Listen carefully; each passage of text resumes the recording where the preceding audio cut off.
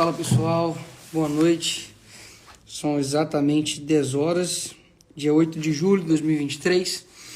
Estamos aqui mais uma vez. Aqui está fazendo bastante frio, não sei como é que está aí na sua cidade, mas assim como quem está entrando aí, né? Deixe aí a sua presença com a sua mão e também aí com a bandeira do Brasil.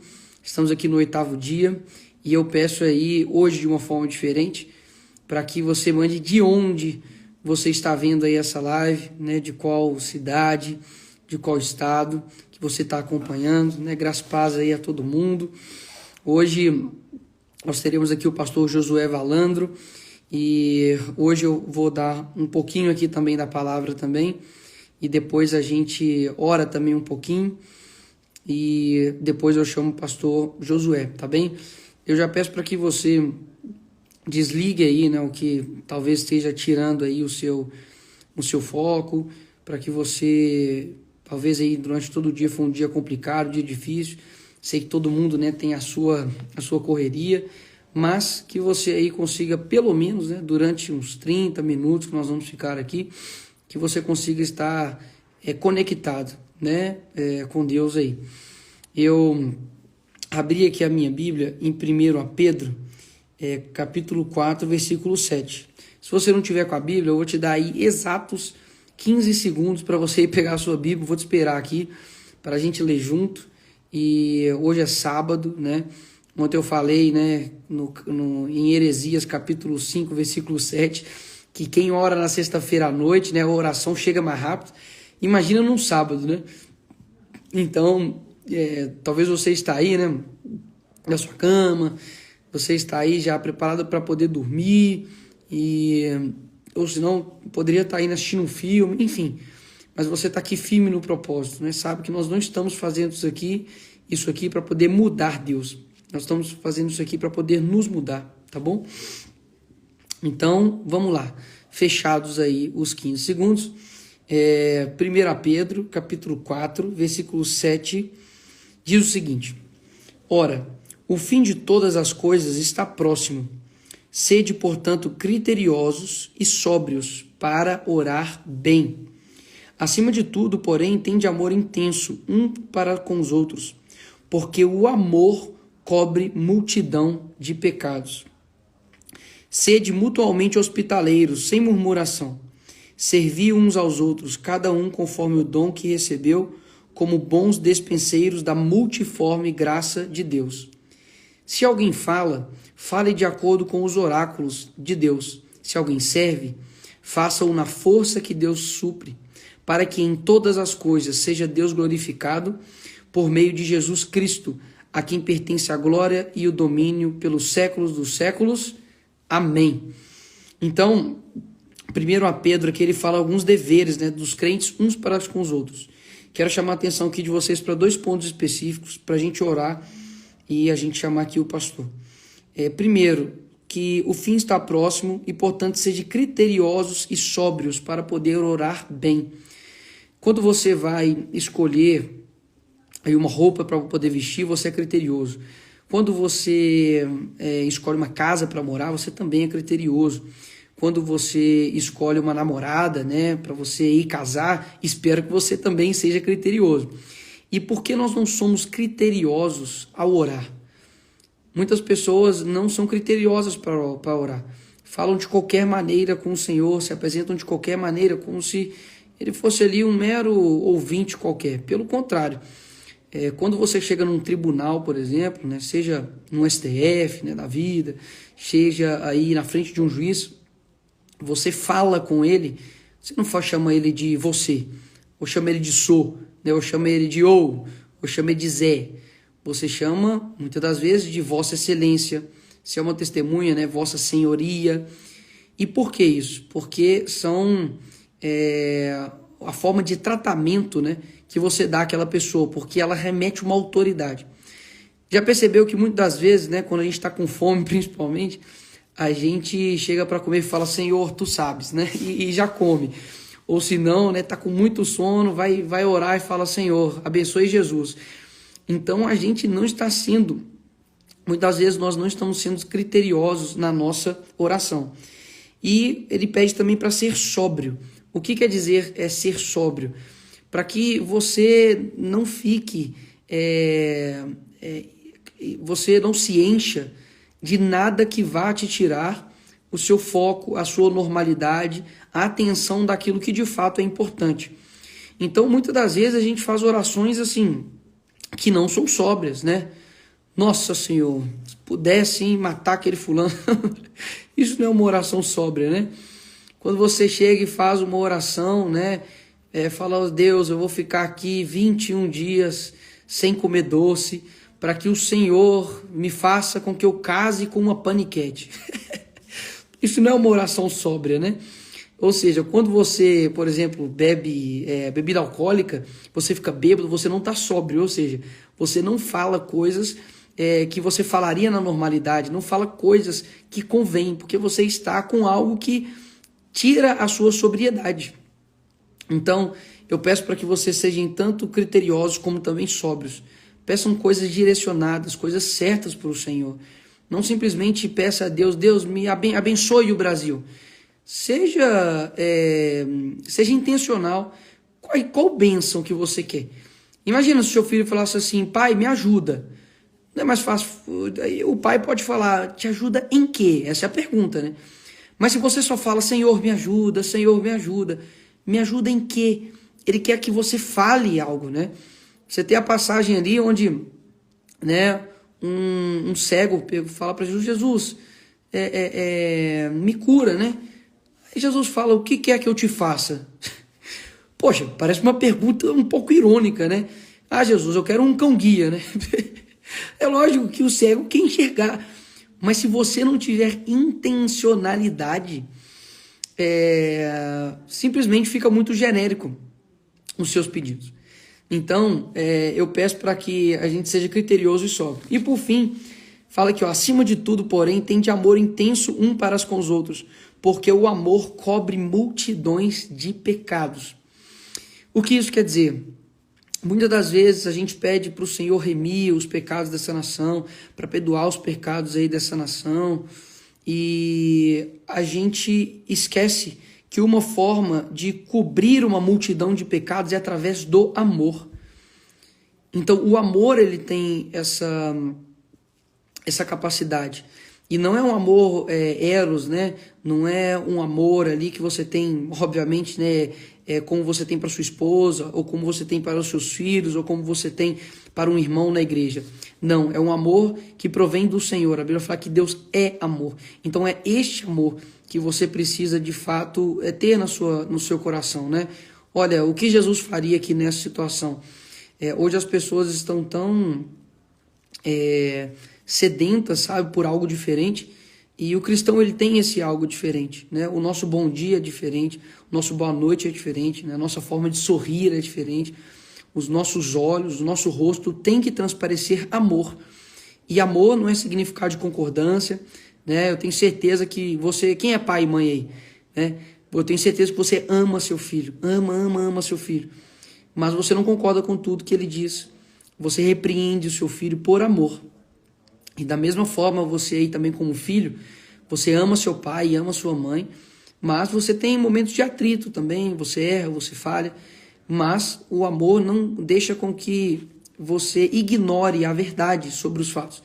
Então ame as pessoas, e muitas vezes esse amor vai ser dizer verdades, mas não precisa dizer verdades, sabe, a maneira de dizer verdades.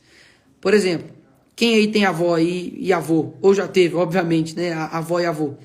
Imagina se sua avó, né, que te ama, que trata você como um netinho perfeito, sua avó vai lá e te dá uma meia de presente de Natal, ou presente de aniversário. Você fala, poxa, uma meia.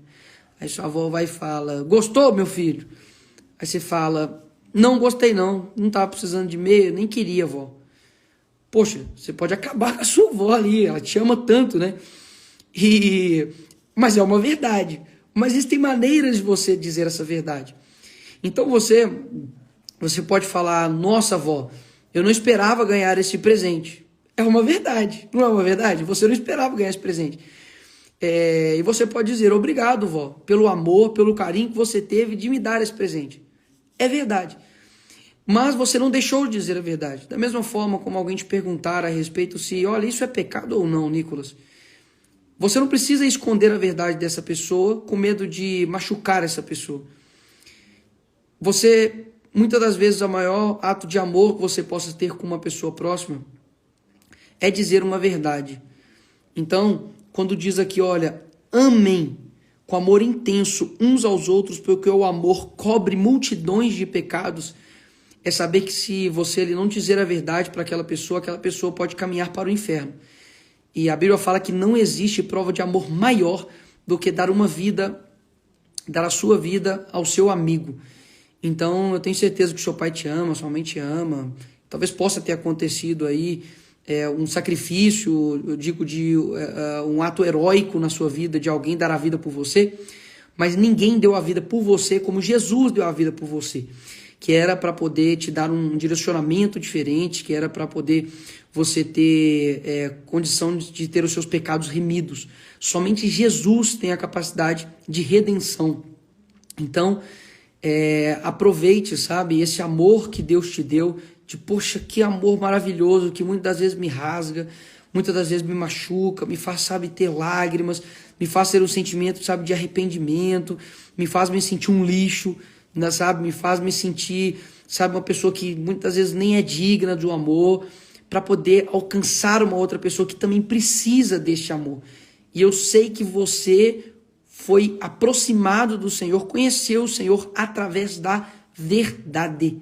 Foi através da verdade. Se você pecar, o salário do pecado é a morte. Isto é uma verdade. E você se ateve a essa verdade. Por isso que você está perto do Senhor. Então, a multidão de amor intenso encobre, né? O amor cobre multidões de pecados.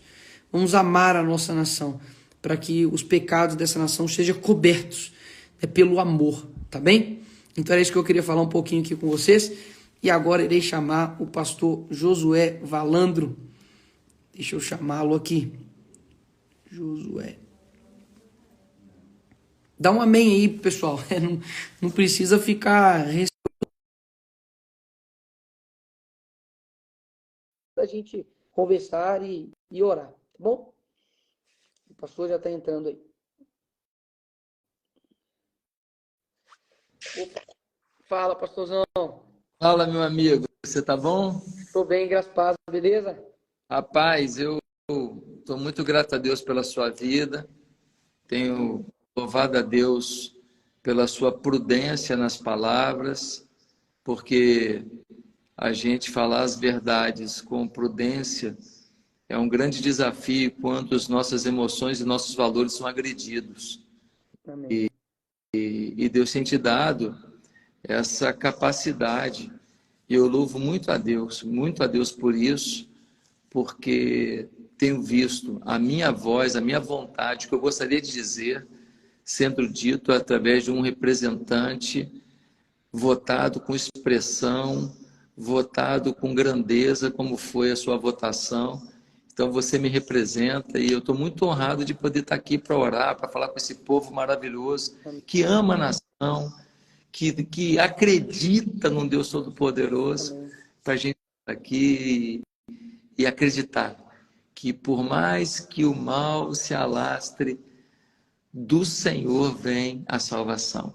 Amém. Amém. Pastor Josué, obrigado aí por estar aqui conosco. Sábado à noite, né? Poxa, poderia estar aí com a sua família, enfim, mas há um propósito, né, que nos une, quero te agradecer por isso. E para quem está chegando aí, né, que é seguidor aí do pastor, a gente está no nosso 8º dia de oração e jejum pelo Brasil. Começamos aí, né, dia 1º de julho. A gente tem reunido várias pessoas que têm um alinhamento real com o reino. Sei que são pessoas de oração, sei que são pessoas que amam o nosso país, pessoas que não desistiram do nosso país, né, da nossa casa passageira, mas que é uma casa que a gente precisa cuidar, porque se a gente nasceu aqui é porque tem algo para nós aqui, para que a gente faça algo aqui, né? Verdade. Quem poderia ter nascido na Suíça, né? Esse é talvez um pouquinho mais fácil, mas o brasileiro morre de tudo, menos de tédio, né? Então é gostoso ser brasileiro, né? E eu realmente não quero viver em outro país, né? Eu quero viver em outro Brasil. Então, eu chamei aqui o pastor, ele vai, né, dar uma palavra para a gente e nós vamos orar e depois quero fazer uma pergunta para o pastor para a gente finalizar a live aí. Mas pode ficar à vontade, pastorzão. Legal. Ô, Nicolas, às vezes o diabo ele utiliza de uma estratégia muito sábia contra nós, que é o desânimo. Porque uma pessoa desanimada, ela é uma pessoa sem vida, sem vida, sem energia. Ela não sabe do que é capaz. Ela não sabe o seu potencial. Então, às vezes, um pastor está desanimado. E o Senhor o convocou, o Senhor o chamou, mas aí aconteceu alguma coisa, outra no ministério, ele desanima. E o diabo fica feliz da vida, porque se aquele pastor acordar e perceber quem ele é em Cristo, perceber que ele pode virar o jogo, já era para Satanás. E esse momento que a gente vive na pátria, um momento complexo, um momento de muitas dificuldades, um momento em que falar as nossas verdades, falar as nossas convicções, falar o que a palavra de Deus diz, muitas vezes é interpretado como alguma coisa agressiva e como alguma coisa criminosa até mesmo. E ninguém mais do que você é vítima dessas acusações constantemente. Quando a gente vê isso tudo, a vontade que dá na gente é de desanimar. E aí eu fico lembrando de uma situação que aconteceu com o profeta Abacuque. O profeta Abacuque, ele vivia num momento muito difícil para o povo de Israel. A Assíria e a Babilônia estavam no entorno de Israel, ameaçando o tempo inteiro. A Assíria tinha conquistado o reino do norte, 10 tribos do norte, em 722 a.C. E já estava um pouco enfraquecida, ameaçava, mas nem tanto. Mas a Babilônia, que é o atual Iraque, estava efervescente, muito forte, e ameaçando o povo de Israel. Agora, olha o que detalhe. O povo de Israel estava ameaçado por coisas externas. Mas quando a gente lê a história de Israel naquele momento, Nicolas, a gente vê que o povo estava ameaçado por questões internas. As ameaças externas era porque internamente eles estavam fragilizados. E sabe quem se corrompeu, Nicolas? Se você ler a história do povo naquela faixa de tempo, que vai de 612 a.C. a 588 a.C., se você pegar a história do povo de Israel naquela época, você vai ver que quem se corrompeu? Os políticos e os líderes religiosos. Os políticos e os líderes religiosos permitiram que a corrupção, permitiram que a abominação, permitiram que as vaidades tomassem os seus corações. É impressionante como a história é cíclica. O que aconteceu nos dias de Abacuque é a nossa realidade hoje.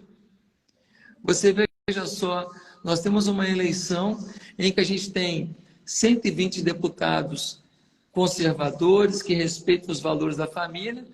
Você tem pessoal de direita, você tem 120 que são de esquerda mesmo, não querem nem saber, pode ser ladrão, pode roubar, pode fazer o que for. Se for de esquerda, eu te apoio. Mas você tem 270 deputados no meio disso que eles vão para o lado que pagar. Eles vão para o lado que bancar. Eles vão para o lado que oferecer emenda. Isso não é diferente do que acontece na igreja, não é diferente do que acontece na sociedade. Nós temos a mania de criticar o Congresso, mas nós não temos feito a nossa parte para mudar a nossa sociedade, porque o Congresso é o reflexo do que somos como sociedade brasileira hoje.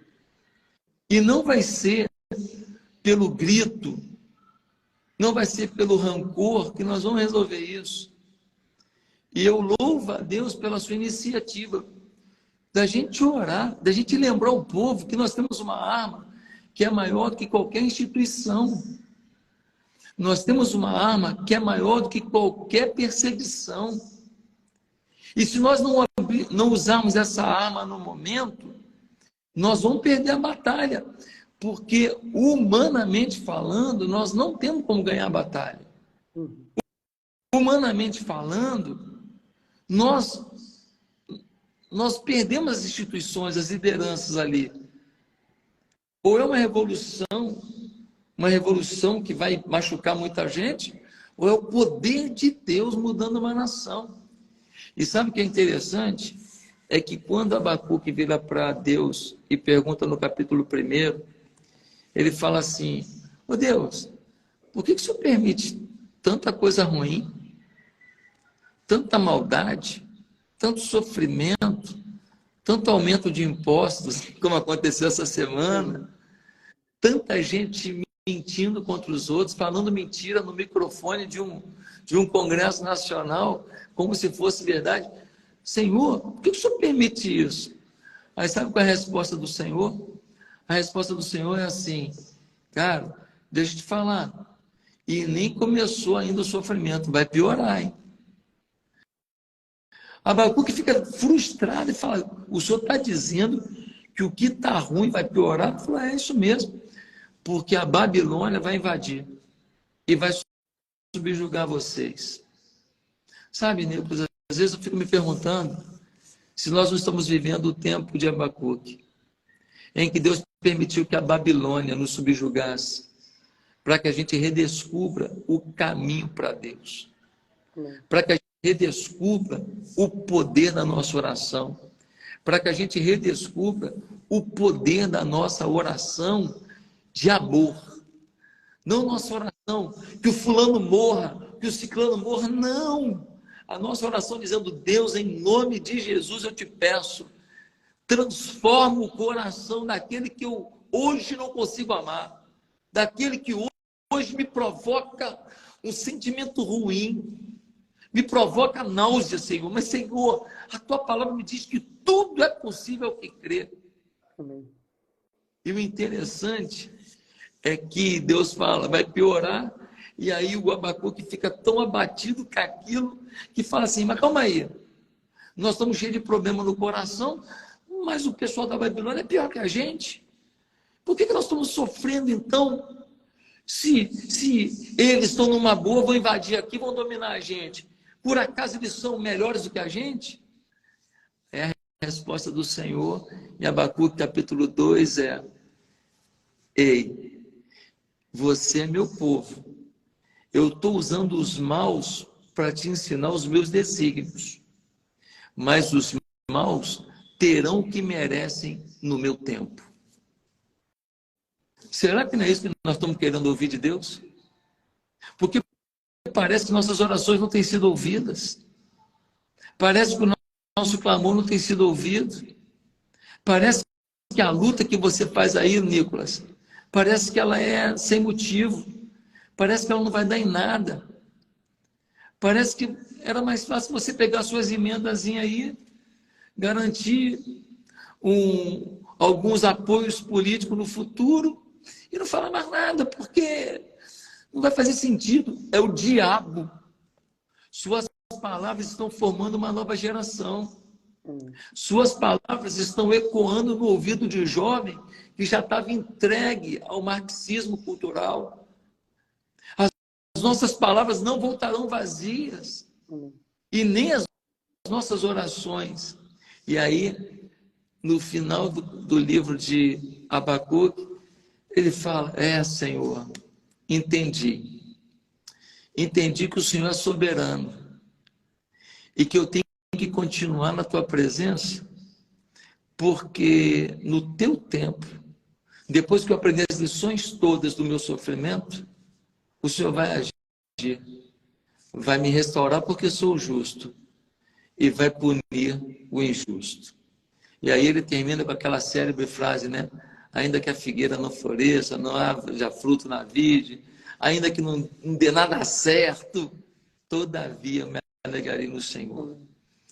Então, Nicolas, eu acho que essa iniciativa que você está provocando, ela deve se replicar para cada vereador que ama a Deus nesse país, para cada deputado federal que ama a Deus nesse país, para cada deputado estadual, para cada senador, para cada juiz, para cada promotor, para cada professor universitário, para cada manicure, para cada pastor. Se nós fizermos uma reverberação de intercessão, nós vamos virar esse jogo.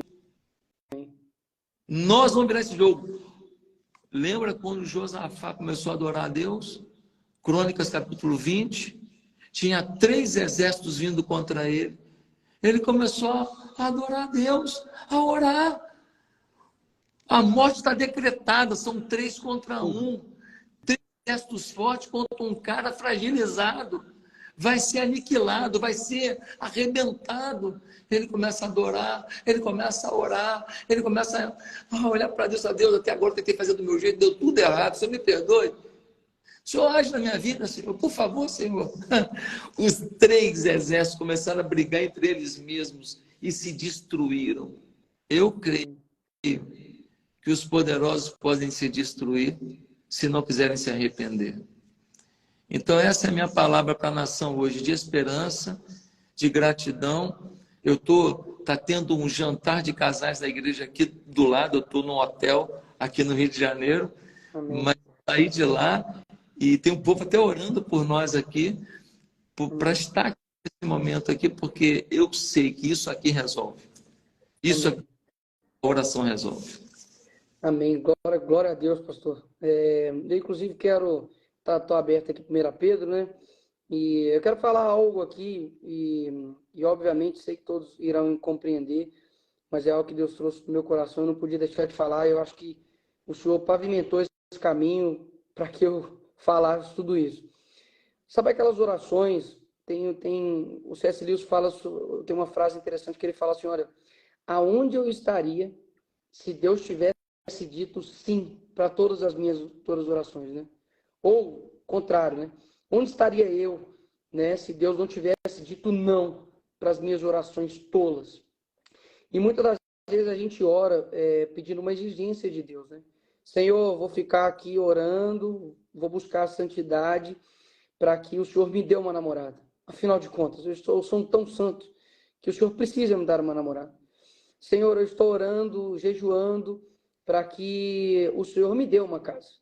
Como que o Senhor vai negar isso para mim? Afinal de contas, eu estou fazendo tudo o que o Senhor manda. O Senhor precisa me dar uma casa. E acaba que a gente exige as coisas para Deus. Nós somos soberbos na nossa própria santidade. Inclusive, Spurgeon diz que há pecado até na nossa busca de santidade. Que você se infla e se fala, poxa, estou buscando santidade e por isso não tem como Deus negar os meus pedidos, né? Eu sou tão santo que ele não vai conseguir se recusar. Eu vi não 1, nem 2, nem 3, nem 4, nem 5 pessoas comentarem isso comigo. Dizer, nossa, amigos, eu não estou dizendo que isso é o geral, tá? Porque eu sei que muitas pessoas oraram com o coração puro. Mas quantas pessoas oraram não para que a vontade do Senhor fosse feita, mas que a sua vontade fosse feita, por exemplo, nas eleições aqui para o nosso país. Verdade. Senhor, estou fazendo de tudo, nós estamos orando, nós estamos jejuando, o Senhor tem que fazer isso. Porque a tua igreja agora levantou. Opa, peraí. Sabe o que a Bíblia diz aqui em 1 Pedro 5:5? Diz assim, olha, rogo igualmente a jovens, sede submissos aos que são mais velhos. Outros assim no trato um com os outros, cingivos todos de humildade, porque Deus resiste aos soberbos, contudo aos humildes concede a sua graça. Humilhai-vos, portanto, sob a poderosa mão de Deus, para que ele, em tempo oportuno, vos exalte, lançando sobre ele toda a vossa ansiedade, porque ele tem cuidado de vós. Quantos cristãos estão ansiosos pelo amanhã, sendo que a gente sabe o final da história, a gente sabe o que está acontecendo. E a gente caiu, ao invés de lançar sobre ele a vossa ansiedade, a gente lançou a gente na nossa ansiedade. E sendo que o que você disse aí com relação a Deus usar o mal para que a gente aproximasse dele, não é algo que o Senhor fez uma vez, 2 vezes, não. Deus sempre fez isso. Porque ele usa até o ímpio para poder fazer com que as coisas deem certo, porque ele não usaria algo que dói, um sofrimento, para poder nos aproximar, para poder aproximar uma nação a ele.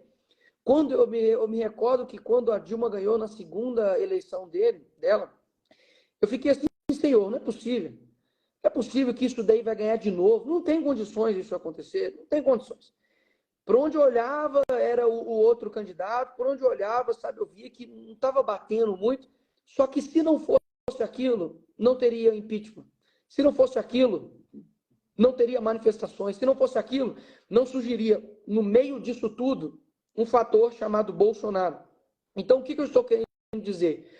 Eu estou querendo dizer que há propósitos que estão além da nossa compreensão. Não é jogo de xadrez, de que estratégias que humanos fazem, não. Deus ele não joga dados e nem ele fica brincando de xadrez com a humanidade. Ele tá muito no controle de tudo. E o que eu mais vi foi pessoas cristãs com total falta de esperança, total num lamaçal de ansiedade, sendo que nós não somos movidos por eleições, nós somos movidos por gerações, nós somos movidos pela palavra, a gente é movido pelo evangelho, a gente não é movido por políticos, nós não somos movidos pelas circunstâncias eleitorais, não somos movidos por circunstâncias econômicas, não somos movidos por circunstâncias morais, nós somos movidos pelo evangelho. Amém. Então, se é preciso ter um momento de tristeza, de prova, de dificuldade, é porque o Senhor está pedindo para que a gente aprenda nesse momento.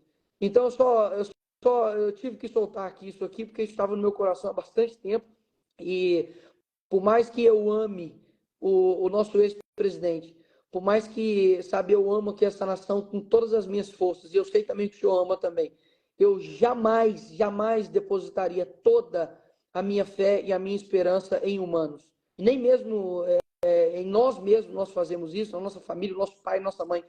Muito menos a gente pode depositar isso em uma, em duas pessoas. A nossa força precisa estar completa no Senhor. E é isso que vai fazer com que a gente seja uma grande nação. Então, assim, o Senhor pavimentou um caminho aqui que eu já estava tentando falar bastante tempo no meu coração e não podia deixar de falar isso aqui. Mas amém, né? Vamos orar, mas receba isso aí, que eu falo isso com muito, sabe, com muita humildade no meu coração. Não falo isso como profecia, não falo isso como uma palavra, como eu posso dizer, uma palavra para poder dizer que você talvez fez isso é um imerecedor da graça. Pelo contrário, se você se sentiu nessa posição, saiba que o Senhor está te dando a grande oportunidade de você reconhecer que você estava errado e que você precisa colocar toda a ansiedade nele, porque ele tem cuidado de vós. Deus tem cuidado do Brasil, Deus tem cuidado de mim, Deus tem cuidado das nossas famílias, Deus tem cuidado de nós. Seria muito ingrato da nossa parte dizer que um homem que veio aqui e morreu, sabe, carregou todo o peso do pecado nas costas dele, dizer que este mesmo homem nos abandonou, deixou de cuidar de nós. O Senhor nunca deixou de cuidar de nós. Verdade. Nunca deixou de cuidar de nós, ele nunca deixou de cuidar de nós. Assim, eu fico muito mexido com isso, porque eu sei que o Senhor não deixou de cuidar de nós, e o que mais o diabo quer trazer para a gente é de que ele abandonou vocês. Cristo não nos abandonou. Ele não nos abandonou numa cruz, ele ressuscitou, e ele está aqui até hoje, cuidando da gente, da melhor maneira possível, como um pai faz. Amém? Vezes que a igreja foi perseguida, Nicolas, o diabo perdeu. Amém. Todas as vezes que a igreja teve muita facilidade, que o Estado dava presente para a igreja, que o Estado servia a igreja caiu na sua dependência de Deus. Isso é histórico. É só cultura. Quando os papas começaram a receber as benesses do Estado, o que aconteceu com a Igreja Católica? Ela virou um puxadinho do governo. Ela virou um lugar de oportunidades financeiras, oportunidades de poder. Toda vez que isso aconteceu, deu ruim. Mas toda vez que a igreja foi perseguida, saiu um azeite puro. Uma boa. E olha como é importante a gente falar da oração. Quando Elias virou para Acabe e para o seu reino, juntamente com a sua esposa, maluca, doida, endemoniada, chamada Jezabel, falou que não vai chover? Não choveu, irmão. Ele determinou na sua oração, na sua aliança com Deus, a mudança do tempo. Ora, se um profeta que tem conexão com o Pai, ele consegue determinar se vai chover ou não sobre uma nação, imagina essa corrente toda aqui orando, o que não pode acontecer? Se a gente para o tempo, como é que a gente não para um homem? Como é que a gente não para uma instituição? Como é que a gente não para uma quadrilha? Como é que a gente não para uma engenharia do mal? Então, a igreja, ela está sofrendo algumas coisas, a nossa liberdade está sendo cerceada, mas eu creio que o Senhor vai pegar dessa situação toda e vai fazer como que um caldo de cana, né? Amém. Vai esbagaçando aquela cana, mas sai um caldo gostoso. Sai aquele caldo docinho, geladinho ali depois. Deus vai fazer isso com a gente. Amém. Eu não posso duvidar que, por mais que eu quisesse que o presidente Bolsonaro tivesse sido reeleito, claro que ele era 1000 vezes melhor do que o atual presidente, 1000 vezes melhor. Não dá nem para comparar, não dá nem para comparar. Eu estive com ele muitas vezes, eu frequentei a casa dele, eu viajei com ele. Ou se contava piada, se ria, ou se falava de Brasil. Ou se divertia um pouquinho para poder desestressar do momento, ou se falava do Brasil. Era isso. Foram 4 anos assim, pensando no Brasil. Mas, talvez para a igreja, o que está acontecendo hoje e o que ainda está para acontecer, talvez signifique mais coisas, uma melhoria, que talvez a tranquilidade que a gente estava achando que viveria, não nos permitiria viver. Então para orar, estou à sua disposição, meu amigo. Amém. Eu vou fechar meu microfone aqui, vou também cancelar aqui os comentários aqui, para que ninguém fique perdido aqui, se distraia. E vamos orar, pastor. Santo Deus, eu só posso te agradecer porque no meio disso tudo que está acontecendo na nação, que nos assusta, que nos entristece, a gente está muito mais consciente dos nossos desafios. A gente até bem pouco tempo atrás, Senhor, a gente era meio bobinho, se a gente pode expressar assim. A gente era meio alienado sobre os projetos de destruição dos nossos valores, sobre os projetos antagônicos à família, à liberdade, ao desenvolvimento natural de uma criança. A gente não estava percebendo, a gente até sabia um pouquinho, mas a gente não percebia que existia não um processo natural, mas que existia toda uma engenharia do mal, uma engenharia cooptada por dinheiro, por investimento, por alianças, que visavam destruir os valores da nossa sociedade brasileira. Hoje, Senhor, nós estamos muito mais conscientes disso.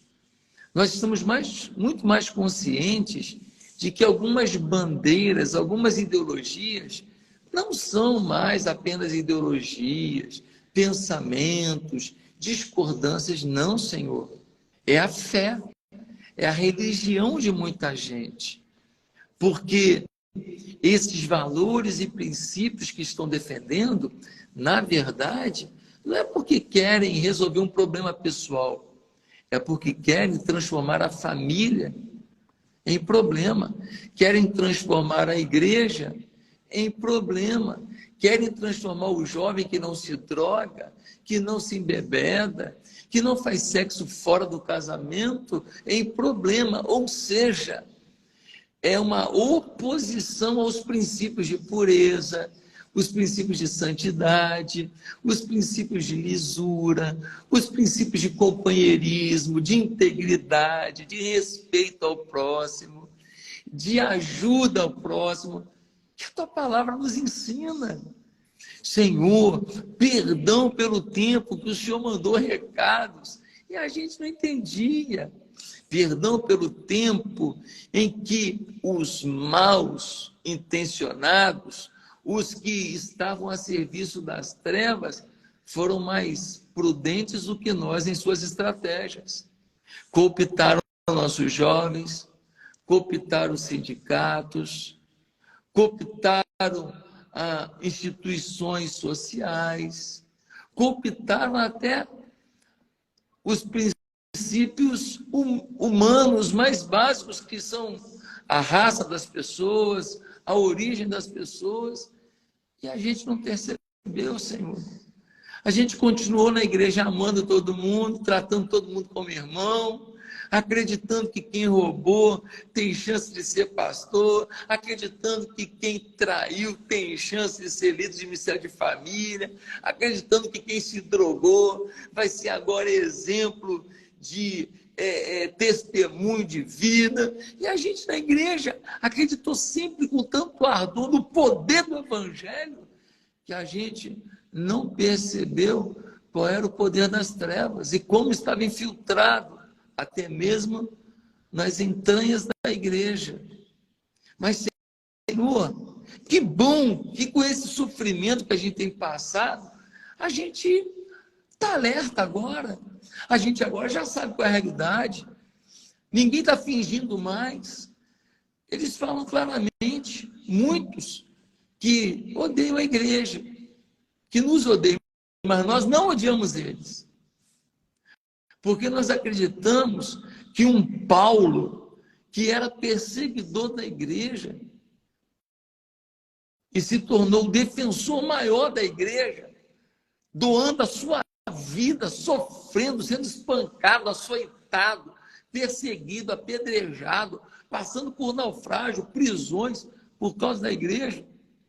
Nós acreditamos que o que foi na vida de Paulo pode acontecer na vida de um deputado, de um senador, de um ministro, de um líder do judiciário, que hoje agride a fé cristã, agride a família, agride os valores da vida, querendo provocar aborto, agride a pureza da criança, querendo promover ideologia de gênero.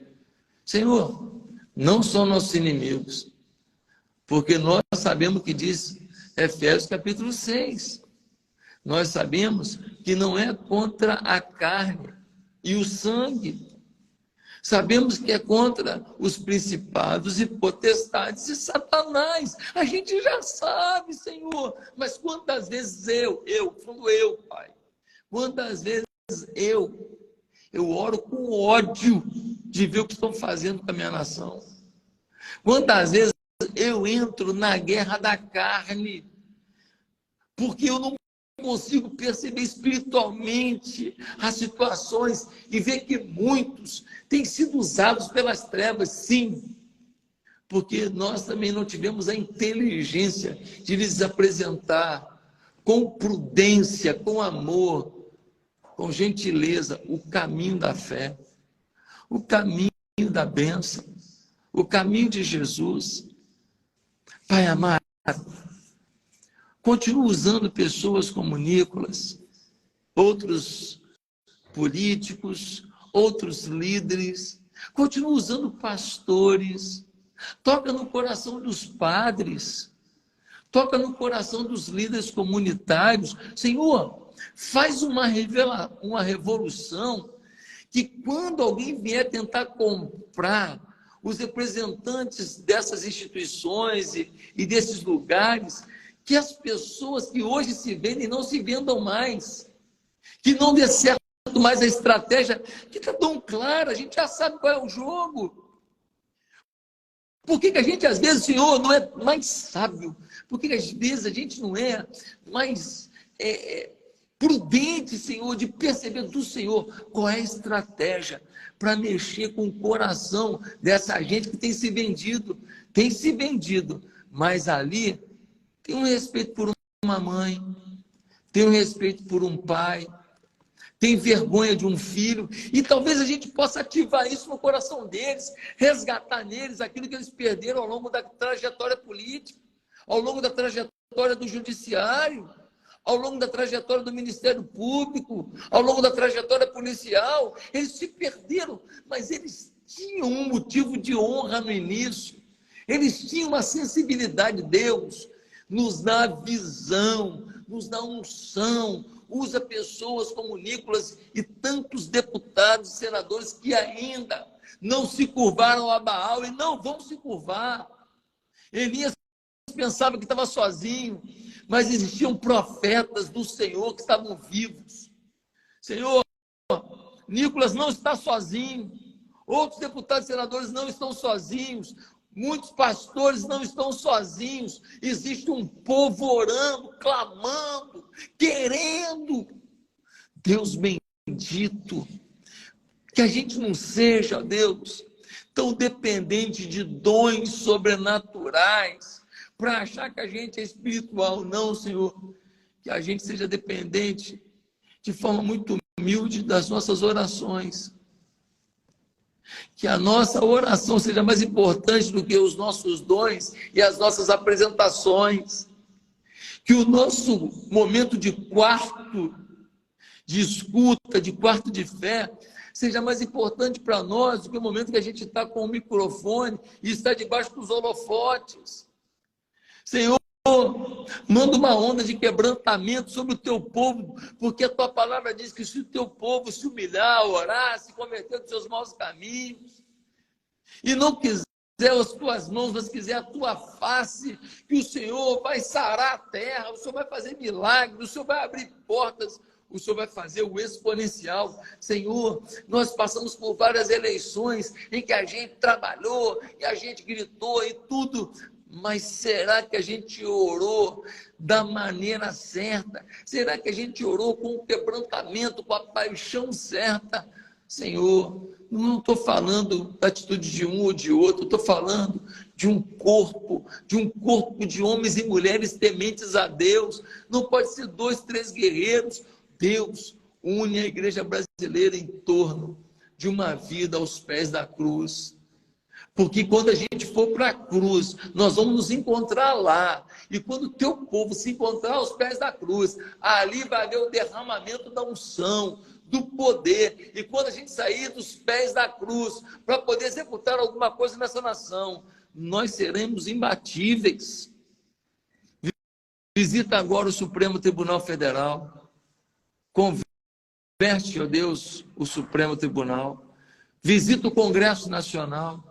Converte o Congresso Nacional, visita o Ministério Público, converte, visita o TSE, converte, visita, ó Deus, os governos municipais e estaduais, as assembleias legislativas, as casas de vereança. Deus, manda um avivamento, que os representantes de Deus que ali estão não se deixem dominar pela guerra da carne, mas sejam dominados pela visão espiritual, e que suas palavras, talvez contundentes, que requer o cargo, requer o momento, mas que sejam palavras que brotam do coração do Pai.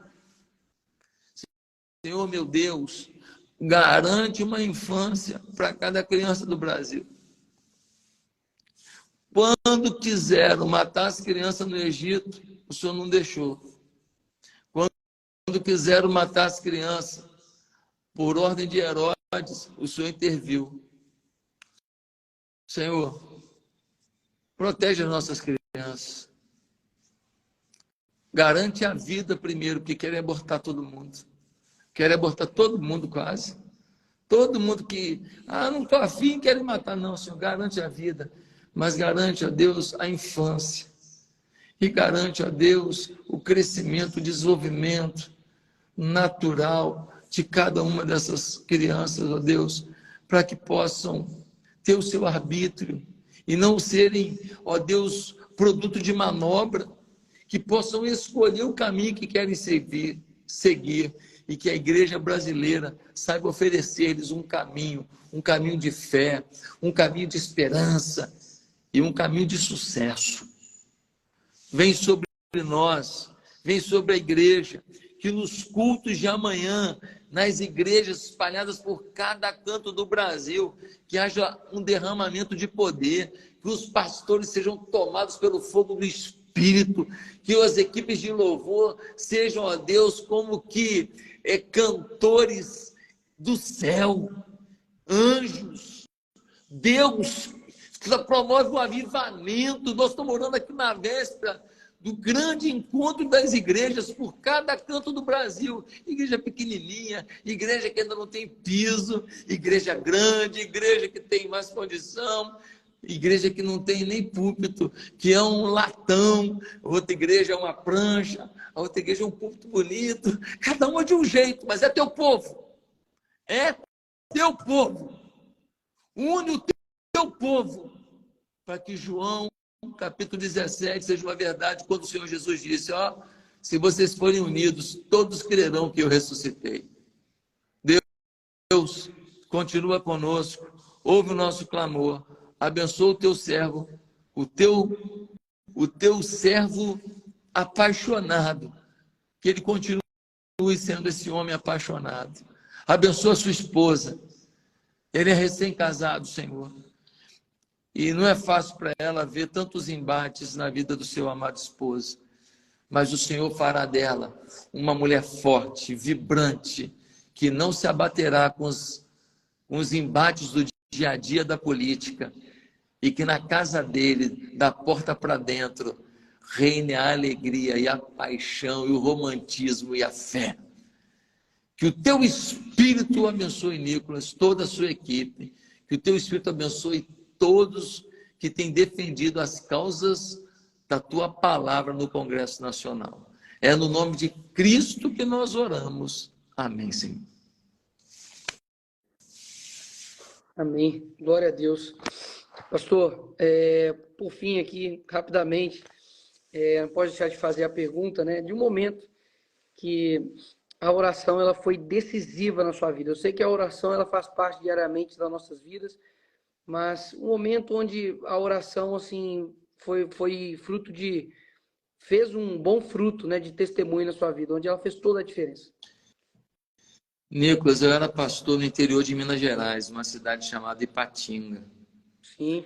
Eu cheguei lá, a igreja tinha uns 190 membros e 5 anos depois nós tínhamos 550 membros, uma frequência de 700 pessoas na igreja.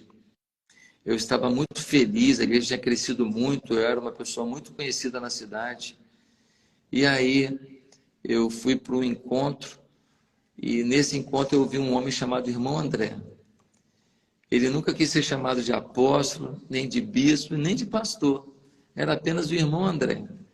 E esse irmão, ele contrabandeou Bíblia para a cortina de ferro. Ele correu risco para levar a palavra de Deus.